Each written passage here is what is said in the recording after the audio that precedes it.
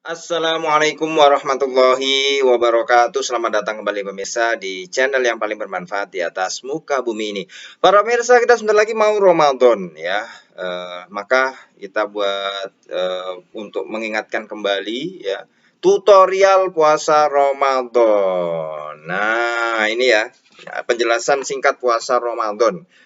Ya oke, kita lihat dari definisinya dulu. Puasa adalah menahan diri dari segala perkara yang dapat membatalkan puasa. Ya, mulai dari terbitnya fajar sampai terbenamnya matahari ya dengan disertai niat tertentu. Nah, kita ada rukun puasa. Yang pertama adalah niat. Niat puasa wajib dilakukan setiap malam sebelum waktu subuh. Ya, itu contoh lafadz niat puasa. Nawaitu sauma godin an adai fardi syahri ramadhani hadhihi sanati lillahi ta'ala. Ada versi kedua yang nawaitu sauma godin an adai fardho syahri ramadhana hadhihi sanata lillahi ta'ala ya. Saya niat berpuasa besok, bahasa Indonesia juga boleh ya, untuk melakukan fardu bulan Ramadan tahun ini karena Allah Ta'ala. Menurut madhab Syafi'i, niat puasa Ramadan wajib dilaksanakan setiap malam.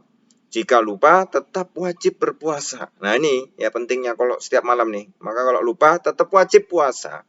Namun hukum puasa tidak sah ya dan wajib diqodho. Tetap puasa, tapi nanti diganti di hari di luar Ramadan. Menurut mazhab Maliki, ibadah puasa yang wajib dilakukan secara berturut-turut seperti puasa Ramadan, kafaroh pembunuhan, niatnya cukup dilakukan sekali saja pada malam pertama. Sedangkan untuk malam-malam berikutnya tidak perlu untuk niat lagi. Ini menurut mazhab Maliki ya. Saya lanjutkan dulu dari menurut mazhab Maliki, kecuali jika ada hal-hal yang memutus kewajiban untuk melakukannya secara berturut-turut seperti sakit atau bepergian. Demikian juga jika secara sengaja membatalkan puasanya walaupun hanya sehari. Jika demikian dapat mengulangi lagi niat untuk sisa hari Ramadan. Ini dalam kitab Asyarah Al-Kabir dan Hasyiah Ad-Dasuki juz 2 halaman 147-148 dan Mawahib Al-Jalil juz 2 halaman 419 sampai 421. Nah, maka untuk lebih amannya para pemirsa, kita di awal hari pertama Ramadan kita memakai dua versi ya, yaitu memakai versi mazhab Maliki berniat untuk sebulan ke depan. Tapi juga kemudian kita sambung dengan mazhab Syafi'i. Takutnya kalau kita lupa ya itu sudah tetap kalau mengikuti mazhab Maliki ya tetap nggak usah diqodho lagi karena sudah di awal Ramadan sudah kita berpuasa di awal itu untuk sebulan penuh ya. Tuh untuk jaga-jaga ya. Oke. Rukun puasa yang kedua menghindari segala perkara yang dapat membatalkan puasa. Nah, apa saja sih? Ada 9 yang membatalkan puasa itu ya para pemirsa. Yang pertama masuknya benda ke dalam rongga yang terdapat dalam tubuh ya, jauf, yaitu masuk melalui mulut, hidung, telinga, dan dubur atau anus atau kubul penis atau vagina. Beberapa hal yang perlu diperhatikan ketika buang air besar atau kencing. Ya, ini harus betul-betul ya, karena ini yang membatalkan puasa masuknya benda ke dalam rongga yang terdapat dalam tubuh. Nah ini ketika kita buang air besar atau buang air kecil, maka satu, jangan memasukkan jari ke bagian dalam dubur karena dapat membatalkan puasa. Kecuali jika terpaksa, yaitu sekira kotoran tidak dapat keluar tanpa memasukkan jari ke bagian dalam dubur. Yang dimaksud dengan masuk pada bagian dalam masalah dubur adalah lubang anus yang terletak setelah kulit yang keriput. Nah, itu masuk ke dalam, maksudnya dalam itu setelah kulit yang keriput. Ini bukan untuk jorok-jorokan, enggak, para pemirsa, ini supaya kita tahu ya ilmunya. Yang kedua, jangan memutus kotoran yang sedang keluar, karena sisa kotoran yang terputus dan masuk kembali ke bagian dalam dapat membatalkan puasa ya. Yang ketiga, jangan buang air besar dengan cara menempelkan bagian dubur ke dalam air ya. Ini yang misalnya BAB di sungai ya. Seperti di sungai ya, sebab air dapat masuk pada bagian dalam sehingga membatalkan puasa ya. Yang keempat, bagi wanita jika buang air kecil saat cebok agar pelan-pelan dan berhati-hati jangan sampai ada air yang masuk pada bagian dalam. Demikian juga jangan memasukkan jari ke bagian dalam vagina. Yang dimaksudkan bagian dalam hal vagina ini adalah bagian yang tidak terlihat dari vagina ketika jongkok. Ya, ini dalam kitab Tufhah Al-Muhtaj juz 3 halaman 403, juga dalam kitab Nihayatuz Zain halaman 187. Ya, ini harus diperhatikan para pemirsa ya. Nah, sekarang bagaimana kalau hukum suntik dan infus? Ya, para ulama berbeda pendapat mengenai hukum suntik dan infus. Ada yang menyatakan membatalkan secara mutlak, ada yang berpendapat tidak membatalkan secara mutlak. Ya, ada yang mentafsil. Ya, ini mentafsil merinci para pemirsa. Jika dapat membuat tubuh merasa segar layaknya sehabis makan, maka membatalkan. Maka untuk lebih berhati-hati, sebaiknya suntik atau infus sedapat mungkin dilakukan pada malam hari agar supaya puasa kita sah menurut kesepakatan para ulama. Namun jika keadaan mendesak dan tidak memungkinkan untuk menundanya sampai malam hari, maka sebaiknya kita mengkodok. Ya, ini jaga-jaga ya, mengkodok puasa tersebut. Itu dalam kitab At-Takrirat As-Sadidah halaman 452.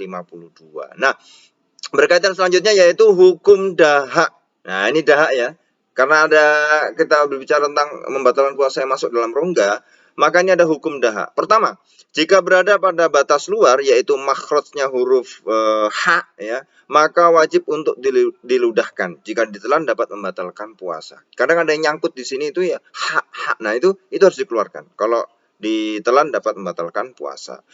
Yang kedua, jika berada pada batas dalam yaitu makhrajnya huruf A, hamzah ya, A ya, maka boleh untuk ditelan atau diludahkan. Ya, itu ya hukum dahak para pemirsa supaya lebih tahu. Ada yang berada pada huruf H berarti di rongga atas ini, ada yang A itu di dalam ya, maka itu tidak apa-apa ya.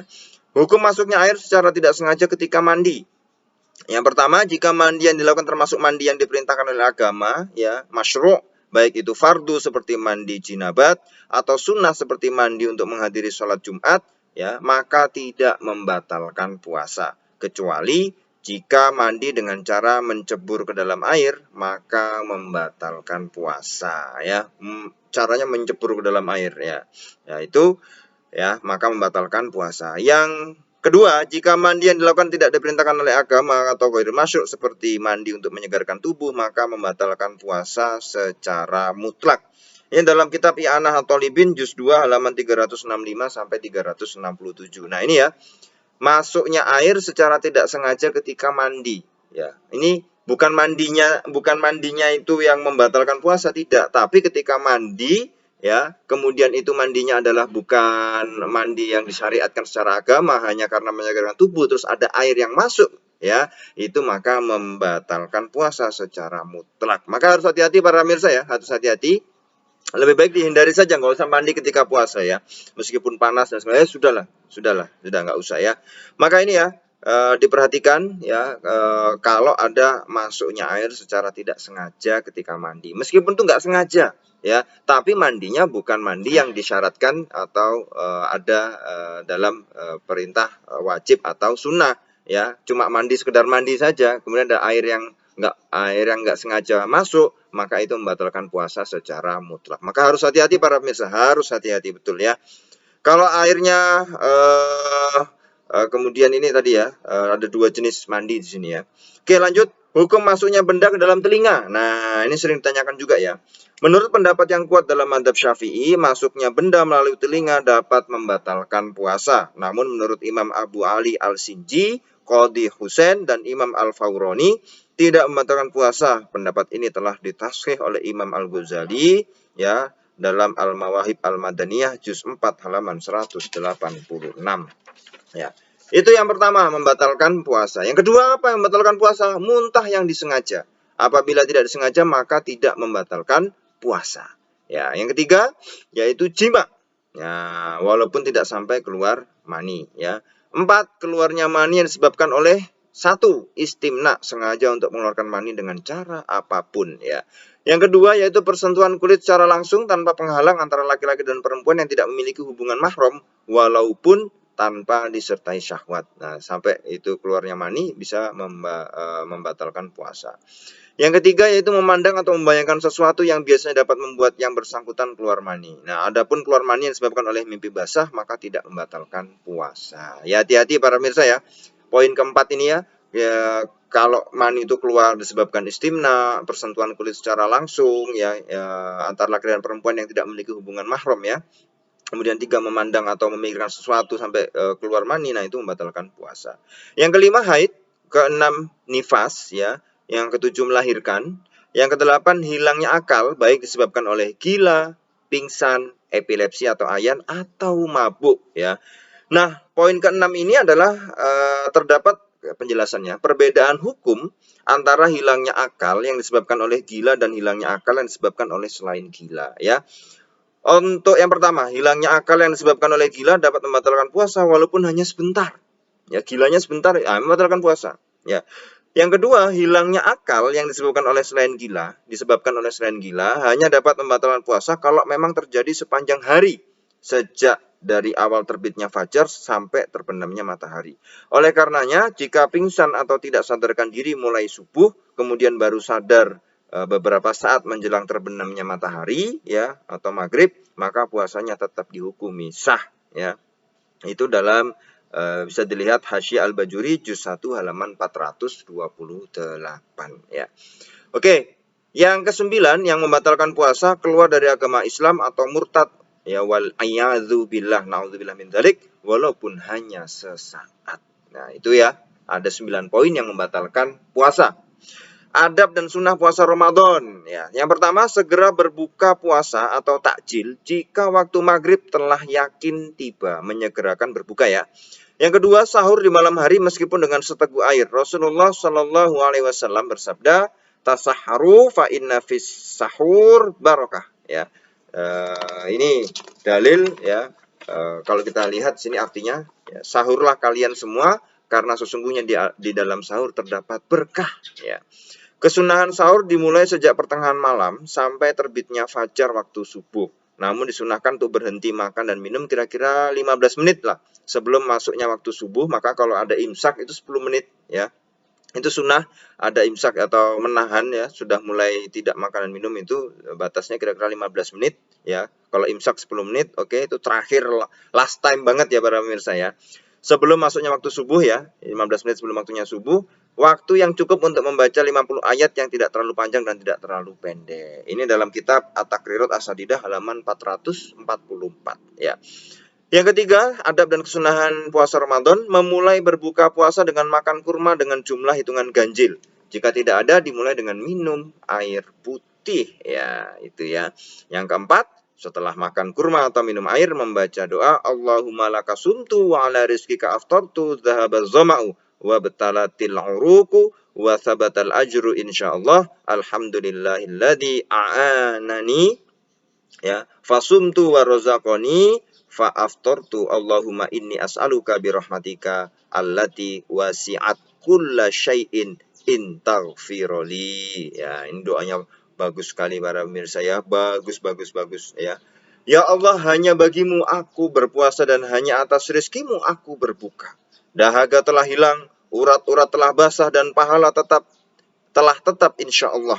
Segala puji bagi Allah yang telah memberiku pertolongan sehingga aku berpuasa dan yang telah memberiku rizki sehingga aku berbuka. Ini kita mengingat bahwa kita bisa puasa itu karena pertolongan Allah ya, dan kita bisa berbuka itu karena rizki daripada Allah.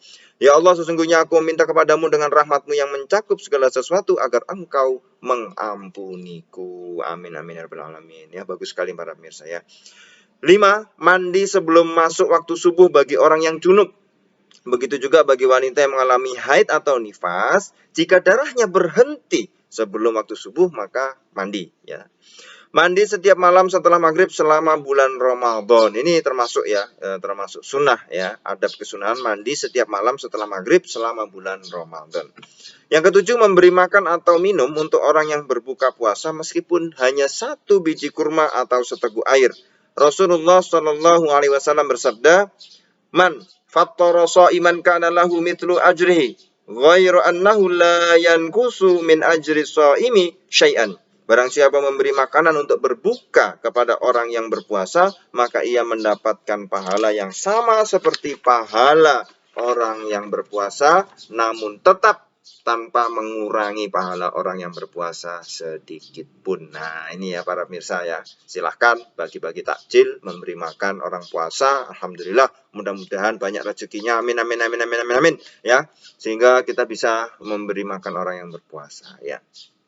Yang kedelapan, sholat tarawih 20 rakaat setiap malam bulan Ramadan. Ya, sholat tarawih sunnah dilaksanakan secara berjamaah. Sholat tarawih dilaksanakan dengan khusyuk dan tenang. Menurut Al-Habib Abdullah bin Umar bin Yahya, imam sholat yang terlalu cepat sehingga menyebabkan makmum tidak dapat mengerjakan kesunahan-kesunahan dalam sholat, kelak dia akan bertanggung jawab di hadapan Allah Subhanahu wa taala, dan yang demikian ini tergolong kemungkaran yang besar. Jadi jangan terlalu cepat-cepat, betul ya.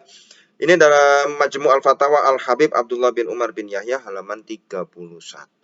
Yang kesembilan, ya, adab dan kesunahan puasa Ramadan, sholat witir setiap malam. Ya, yang ke-10, memperbanyak bacaan Al-Quran. Yang ke-11, memperbanyak amal soleh. Rasulullah Shallallahu Alaihi Wasallam bersabda, barang siapa beribadah pada bulan Ramadan dengan salah satu dari beberapa macam amal baik, maka sama dengan melaksanakan ibadah fardu.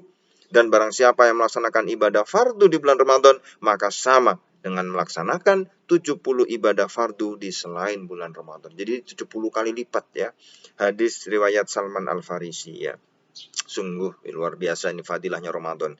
12, meninggalkan segala perbuatan yang tidak berguna seperti ngobrol dan lain-lain. Nah, ngobrol ini bukan hanya ngobrol ya, tatap muka, tapi ngobrol lewat media sosial, chat ya itu ya, dan lain-lain. Itu ditinggalkan ya. 13, berusaha untuk mendapatkan malam Lailatul Qadar.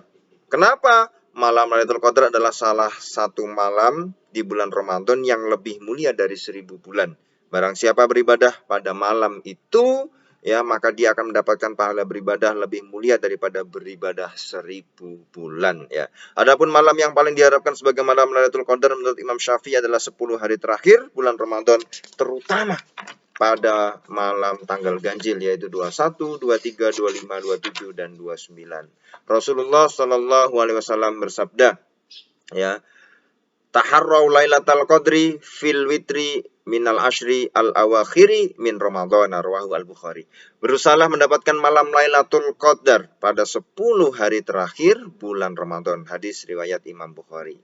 Ya, yang ke-14, memperbanyak doa, terutama doa yang diajarkan oleh Rasulullah SAW kepada Sayyidah Aisyah radhiyallahu anha, yaitu Allahumma innaka afuwun tuhibbul afwa fa'fu anni. Ya Allah, sesungguhnya Engkau adalah Maha Pengampun. Engkau suka mengampuni, maka aku mohon ampunilah aku ya. 15, memperbanyak membaca asyhadu an la ilaha illallah astaghfirullah as'aluka ridhaka wal jannah wa na'udzubika minan nar ya. Saya bersaksi tidak ada Tuhan selain Allah, saya mohon ampun kepada Allah, saya mohon ridhomu, as'aluka ridhaka ya, wal jannata dan surgamu, dan kami berlindung kepadamu dari api neraka ya. Yang ke-16, memperbanyak iktikaf. Rasulullah Shallallahu Alaihi Wasallam bersabda, ya, barang siapa iktikaf 10 hari pada bulan Ramadan, maka pahalanya sama dengan 2 haji dan 2 umroh. Subhanallah, luar biasa. Hadis riwayat Imam Al-Baihaqi ya. Nah, ini ada perbuatan-perbuatan yang merusak pahala puasa. Ini ya. 1, menggunjing orang lain atau dalam bahasa Jawanya ngerasani. Ya, ini jangan ya. 2, mengadu domba. 3, berbohong. 4, sumpah palsu. 5, memandang terhadap perkara yang diharamkan. Ya, ini yang bisa merusak pahala puasa. ke-6, memandang terhadap perkara yang dihalalkan disertai dengan syahwat. Ya, ini ada keterangannya. Memandang terhadap perkara yang dihalalkan, ini halal, tapi disertai dengan syahwat. Ya, keterangannya adalah menurut Sayyidah Aisyah radhiyallahu anha dan Imam Al-Auza'i, menggunjing orang lain, mengadu domba, berbohong, memandang dengan syahwat dan sumpah palsu tidak hanya membatalkan pahala puasa saja, akan tetapi juga membatalkan puasanya. Ya, namun menurut mayoritas ulama, 5 perkara di atas hanya membatalkan pahalanya saja. Lihat Hasyiah Al-Bajuri juz 1 halaman 437, Mauhibah Dzil Fadli juz 4 halaman 234. Yang terakhir yaitu yang membatalkan atau bukan membatalkan, mengurangi pahala puasa, mencaci maki ya orang lain, dalam bahasa Jawanya misuhi ya. Ini yang harus kita hindari supaya pahala puasa kita sempurna para pemirsa. Ini ya ditulis oleh penulis yaitu Kiai Haji Muhibbul Aman Ali, Pondok Pesantren Besuk ya. Ini beliau luar biasa, alhamdulillah telah merangkumkan untuk kita dan mudah-mudahan mengingatkan kembali kepada kita tentang tutorial puasa Ramadan dan mudah-mudahan bermanfaat. Terima kasih para pemirsa, kita akan ketemu lagi di video selanjutnya. Wassalamualaikum warahmatullahi wabarakatuh.